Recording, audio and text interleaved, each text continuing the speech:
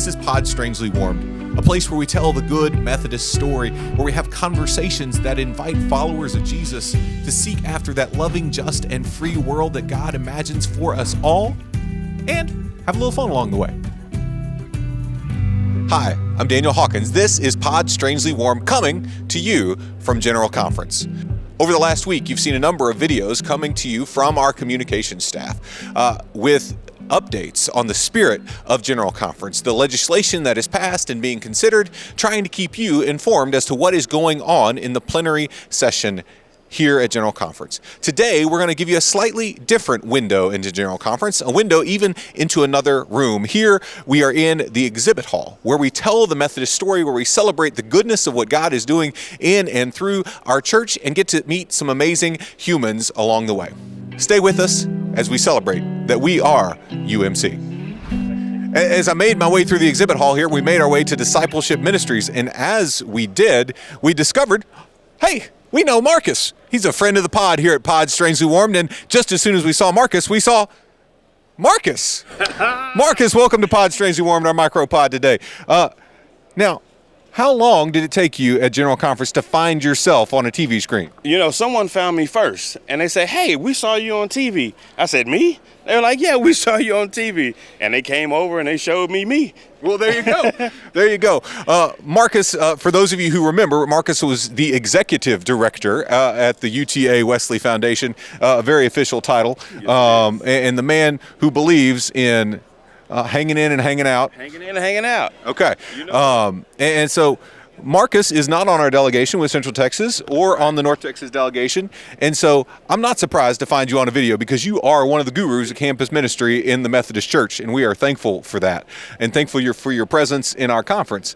But I was curious when I found Marcus and Marcus at the same time. Yeah. What made you decide to get on a plane, leave Dallas-Fort Worth, come to Charlotte as an observer, and experience all that is General Conference? Well, the first thing is I'm here with United Methodist Campus Ministry Association. I'm on COCOM. And so over the next 2 weeks, campus ministry leaders from across the connection will make our way to Charlotte for the next 2 weeks so that we can be a presence to let everyone know that campus ministry is vital. We're working hard to provide for the church of the future. It is incredibly important. Yeah. When we look around our annual conference, look at our young clergy and our young lay leadership, how many of those folks have been touched by campus ministry? How many of those folks have been touched by things like Project Transformation and others, who specifically seek to connect with college-age young adults? Absolutely. And so as you look toward the future, right, as you do the work with the college campus ministry folks, what is your hope that this General Conference might say to the kids back at UTA and the kids across the connection? Well, I'm actually hopeful that regarding language, regarding access, regarding a word that says, hey, we need you, we want you, and we're going to do everything to make sure that you're here, hearing that word is already hopeful enough. But then being able to take resources like here at the Discipleship Ministries back to my campus ministry to show our students, hey, there are resources available within the United Methodist Church. So whether you're here as a cradle Methodist or you came to campus ministry as a Methodist for the first time, here's information to show you that we care that you're here. Amen. We do care. Yeah. Again and again. And just for my own curiosity here for a second, why are you on the TV screen? Well, I was asked to do an interview about what campus ministry offers to the connection. And it was a great conversation held at SMU, Perkins School of Theology. And I agree. We do need to pay more attention to our young people, and I was glad to do the interview. Amen. You mentioned Perkins. Perkins is right over here, across the way from us here, and they are the owners of the best sticker that I've found here at General Conference so far. It looks like the top of a Whataburger ketchup dispenser and celebrates the Wesleyan Quadrilateral and that our hearts are strangely warmed. And so those of us here at Pod Strangely Warmed love Perkins and love that amazing sticker. Marcus, thanks for hanging out with us here for a second. So good to see you, man. Likewise, man. All right.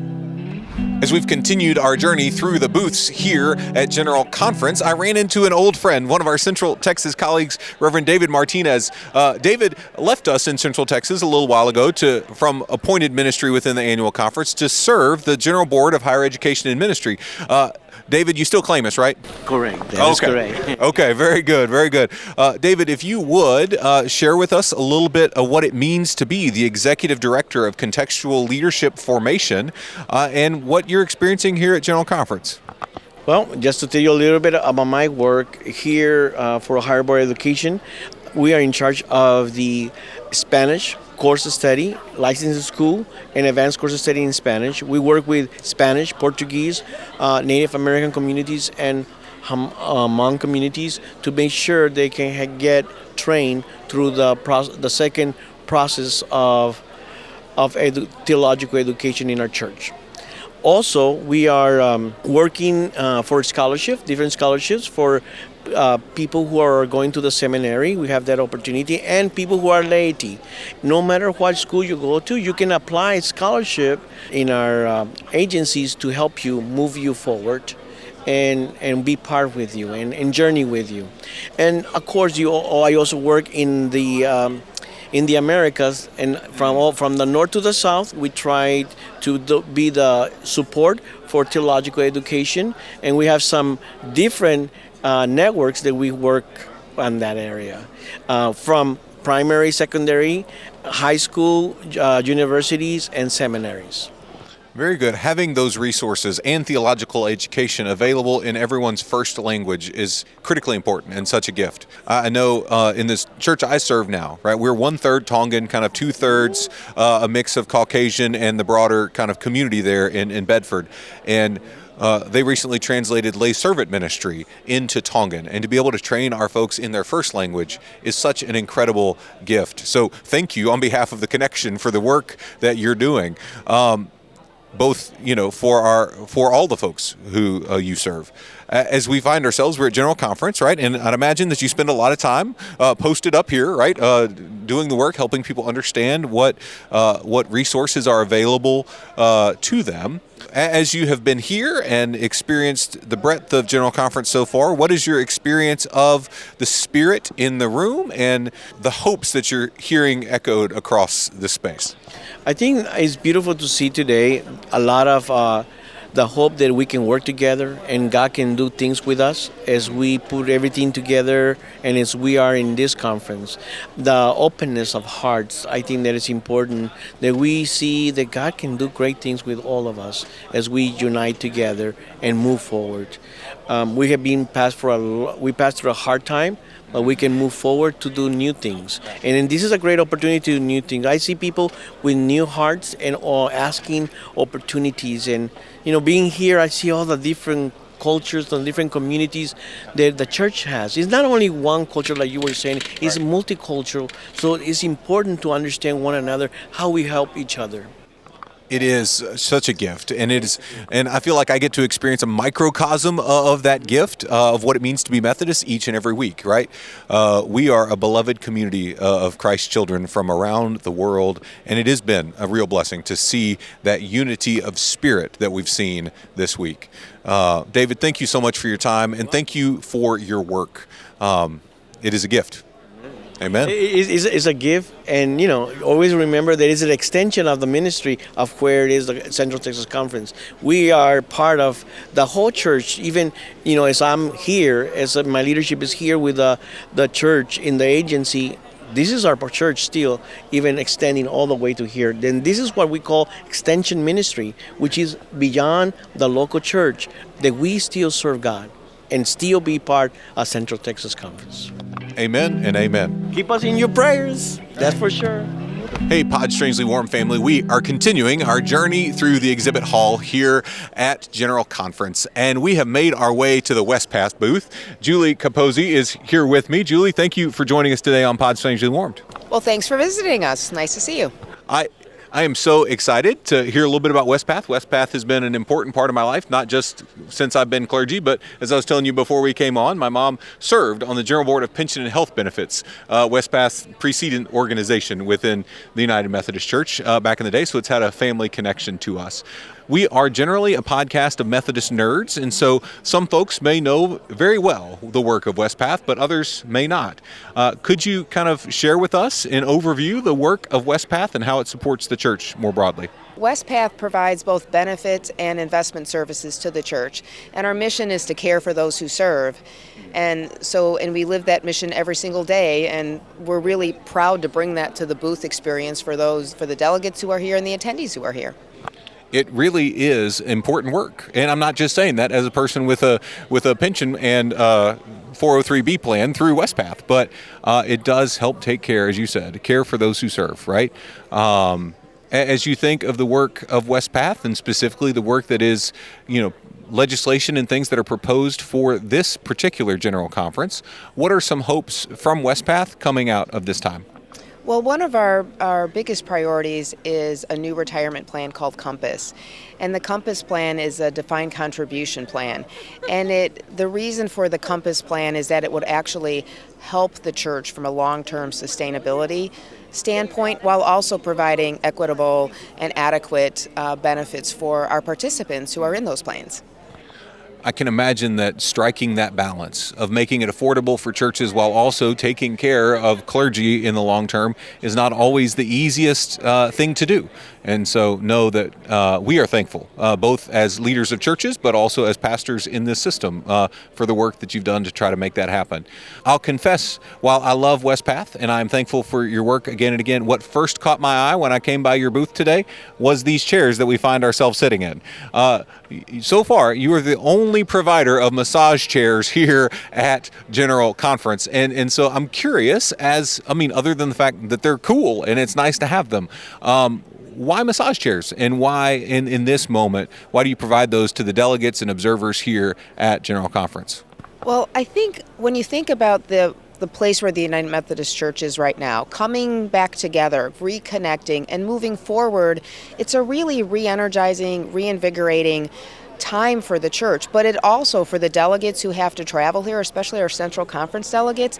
They travel a long way. They're dealing with a place, food that is very different, languages that are very different, and even those in the U.S. have traveled from afar. And so we wanted the Westpath booth to be a place where people could reconnect and re-energize.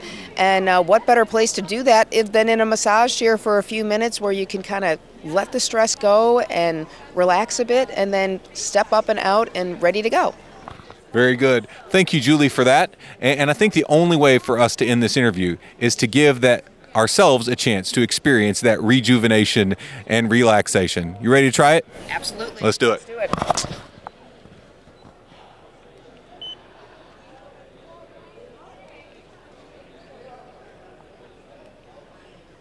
Mine's not going.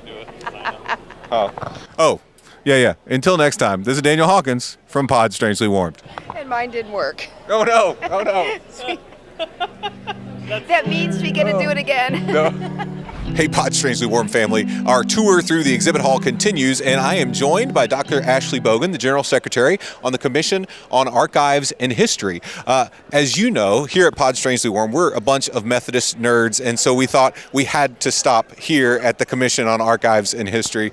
Ashley, share with us a little about the role of the Commission on Archives and History and what it is that it does day by day. So we are mandated by the discipline to promote the heritage of the United Methodist Church and its antecedent denominations, and to preserve the documents and kind of the record of the denominations. So when it comes to preservation, I have a great team of archivists who do that work. We care for over 6 miles of linear shelving on the campus of Drew University, and about a few thousand artifacts and about 60,000 volumes of books. So we have a lot that we care for with a small staff. My role is mostly the promotion of our story. So I am a professor by trade.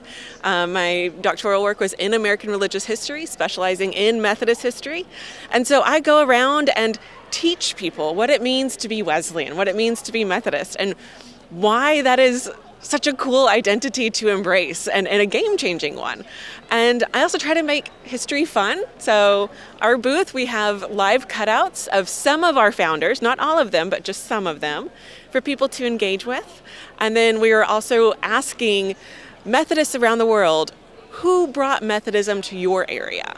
And so we're trying to expand our notion of founders, not only beyond the Wesley, while still giving credit to the Wesleys, but look at the varieties of Methodisms that exist broadly. That is a wonderful kind of way of beginning, right? Because it feels like there's a spirit at this General Conference where one of our questions is how will we be good ancestors to those who come after us, right? It feels like we're at an inflection point, right?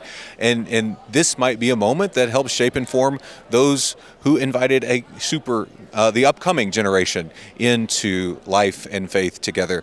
Now, you said it really quickly, Ashley, and you just kind of kept moving. And I'm a talker. I appreciate that, right? 6 miles of shelving. Of linear shelving. Of linear shelving. Okay.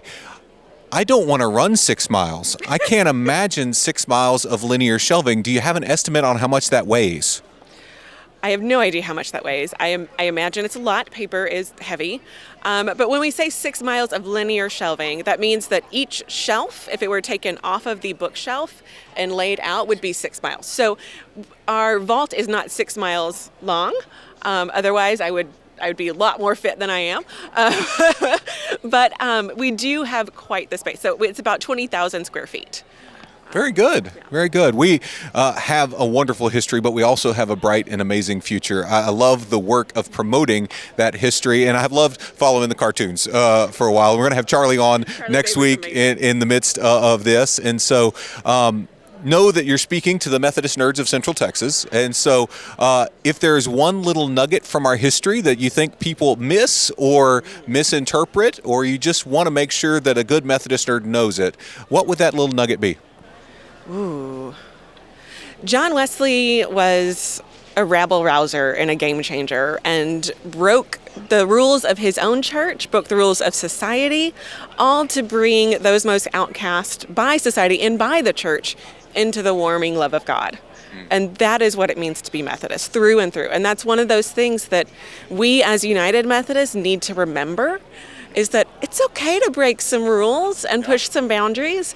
And this General Conference, it's not really breaking rules so much as changing them. And it's been so inspiring to see and to be here at this historic moment. So hopefully this will continue next week, but we are finally living into what it means to be Wesleyan. And that makes me happy. It makes me very happy too. And as you're talking, we not only have the Wesleys here, we have stickers that remind us of the moment which Wesley submitted himself to be more vile, right? He broke the rules in service of including more and more people in the beloved community of God. Ashley, thank you so much for your time today, and thank you for so much for your work at the Commission on Archives and History. Thank you, and thank you, Central Texas. We're here at General Conference with Bishop Ruben Saenz. We are so thankful for your leadership here at the General Conference and also of our annual conferences across the northern swath of Texas. As we record this, we are finding ourselves at the end of day 5 of General Conference, kind of the close or near the close of the first week. Right. And so we've done a lot. We've sat a lot. We've eaten a lot. But I wonder, what are some kind of general... We've slept a little. And we've slept a little. Amen. Okay. Amen. I found myself needing a nap desperately yesterday afternoon and unable to find one. But, Bishop, I'd love to hear your reflections on this first week. We passed a constitutional amendment related to regionalization and a number of other things. We also passed the revised social principles today. We did. Right? It was adopted. And those are 2 of the 3 R's coming in. And so regionalization and the revised social principles. As you have experienced General Conference, I'm a newbie here at General Conference. This is my first experience here. And so, you know. This is my first experience as a bishop of the full General Conference, because I was elected in 2016. And then, 2019 was a truncated special call session. So this is my first full experience on the other side of the delegation poll. So, yeah. What would you say is different sitting on the dais versus sitting here in the main body of General Conference? The perspective. We've been talking about a lot of the petitions that have been coming in, and we have meetings about, what could possibly happen. But watching the delegations work, and we've had great representation from our North Texas, Central Texas Conference delegates that have stood up at the mic and have really made an impact by bringing petitions to the floor and bringing motions that have helped move the legislation forward has been really, exciting to watch. We have been well represented, and it's been a gift to be able to see. I'm in the peanut gallery over on the other side as a reserve delegate, and so I get to watch it on the screen largely. But every time one of our folks comes to the microphone, it has been to aid the process, to help the process. One of the things I am incredibly thankful for at this stage, in having experienced a week of this, is just how much work goes into making this happen. Oh, yes. And to have Kim Simpson, the chair of the Commission on General Conference, from a part of our delegation, what would you say about her work that has come to fruition in this moment? Well, first of all, Kim has been an amazing leader. She has walked with the Commission on General Conference now for 8 years, and has had numerous meetings with people from all across the world trying to get this coordinated and to happen. And now she sees this come to fruition, right? All of the years of work and planning and adaptations and changes and revisions, but now it's here, and it's largely because of Kim's leadership. And so her leadership is highly respected, and we're going to miss her for the next quadrennium, but I'm sure that she will be around to give good advice and counsel on how to best get it done, because she's led us really well. She has, and I asked her if she would entertain a motion to suspend the rules, right, to allow her to serve again. She said, no, I'm done. I have put in my time. But that is very fair. Coming into General Conference, one of the things that I was prepped for, to have my heart ready to experience the joy of, was the beauty of worship in this space. Has there been a moment in worship over the last couple of days that just captured your heart or really spoke to you deeply? When we come in and at 8 o'clock in the morning and the worship starts, it just sets the tone for the rest of the day, right? We invite the presence of the Spirit in, and then the musicians are also varied from different places, and they share their gifts and their joy, and it just permeates the place. And of course, we've had incredible preachers, right, and our bishops that have given a relevant word that has been forward-looking, but at the same time very pastoral, and it's spoken to where a lot of our people are, not just here in this place, but also in our world, and they have been hopeful and joyful and forward-looking as far as where we are going as a church. So I really appreciated their word and their ministry, to not just to the delegation, but also to me personally. Me too. It has been a gift. So often as preacher types, we end up hearing a lot of our own preaching, and we don't end up sitting under incredible preaching. And it's an amazing gift. It has been for me. Like Bishop Niwatiwa's pictures today, when he was showing how the United Methodist Church has been engaged in mission in Zimbabwe. And he said, there's no church in the whole world that does mission better than the United Methodist Church. And he was saying that from a deep relationship and a long-term experience with United Methodist annual conferences, who have gone there and built water wells, hospitals, dormitories for women to get educated.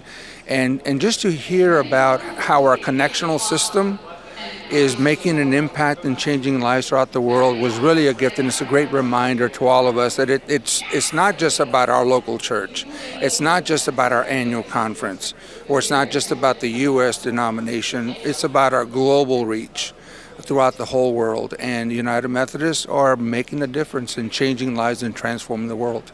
We really are. And one of the things that I love that General Conference has made even more clear to me is that work gets done not through some big, broad legislative connection, but through relationship, right? The bishop shared story after story with real live relationships, with real humans, real connection. And, if annual conference feels a little bit like a family reunion, this feels like the big extended family reunion where you get to be connected in ministry and celebrate what God is not only doing now, but what God will be doing next. Yes, definitely. Over the last week or so, we've been inviting folks to continue to hold the General Conference in prayer, that we might seek after God's way, that God's wisdom might be ours, and that we might have clarity as a denomination for where we're going forward. If you were to speak to our folks back home about where they might be in prayer this week, what would you invite them to be in prayer for? Well, probably the meat of the General Conference will happen next week. right? When all the legislative petitions will come before the floor and there'll be voting and discussion and debate. But more importantly, a lot of discernment. As the body, we're discerning, who we want to be and how we're going to live into the vision that God has for us. And so I ask our members back home to continue to pray for our delegates, our presiders. The bishops are presiding, right? It's interesting to be in the seat, with all that's going on in the General Conference, and just to be ready to entertain questions and motions and all the ways that those things move. So pray for the bishops as they preside. Pray for the worshipers as they offer their spiritual gifts to set the tone for what happened at the General Conference, and all the support staff that are helping put this conference together, right? There's a lot of people working behind the scenes, from our interpreters that are interpreting it in I don't know how many languages, right? And the pages and the hospitality people here, that the Spirit of Christ would just enfold us and help us to do our very best work, because we have an opportunity right now to help shape a church, right, that is going to bless those that are already part of it. Yeah. At the same time, be a place that those that are not yet part of it, right, and generations to come, that'll say, this is a church that receives me, that speaks to me, that affirms who I am, and that can help me grow as a follower of Jesus Christ and live faithfully in a very complex world, not just here in the U.S., but throughout all the world. And so we have this Kairos moment, and it's happening now, and we're part of it, and it's just exciting because each one of us has just a little bit to do with it. But at the end of the day, God is doing it all, right? And because what has seemed impossible is now becoming possible, because that's the kind of God that we serve. So just hold us in your prayers, your thoughts, and God is here, and I'm expecting great things to happen, not just at the end of the General Conference, but moving forward. Amen. And this does feel like a Kairos moment, right? On the very first episode of the podcast, you came on and invited us to consider what it means to be good ancestors for those who follow after us. And I think when we look back 50 years from now, this season of our Methodist life has a chance to be one of those moments where we help shape and form the church that will we've always wanted and dreamed of, but we never could actually do it because we'd always seem to get stuck, right? And so, and I think 20 years from now, 30 years from now,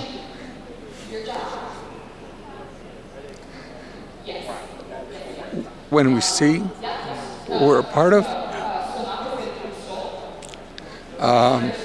we're going to be amazed at what great things God has done, and just to think, that we get to play a really small role in it. That's enough. Amen. Bishop, thank you so much for everything you're doing. I don't know if you're going to end up on the hot seat over the course of this week, but as I've watched General Conference, that's one of the chairs I don't ever want to sit in that seat because there is great responsibility. But know that our blessings are with you and for you in the midst of this. And we do invite you as our Pod Strangely Warm family to continue to hold Bishop Saenz, all of the bishops, all of everybody involved here at General Conference that is helping make this moment happen. Hold us in prayer that God's Spirit might be ours, that God's way might be clear, and that we might know the church that God is inviting us to help shape and form, that will be a blessing for the next 20, 30, and many more years to come after. 100. 50, right? 100, right. 1,000. That's what Bishop Niwatiwa said. He said, may the United Methodist Church thrive forever and ever. Amen. Until Christ returns. Amen and amen. Until next time, I'm Daniel Hawkins, and this is Pod Strangely Warmed. God bless you.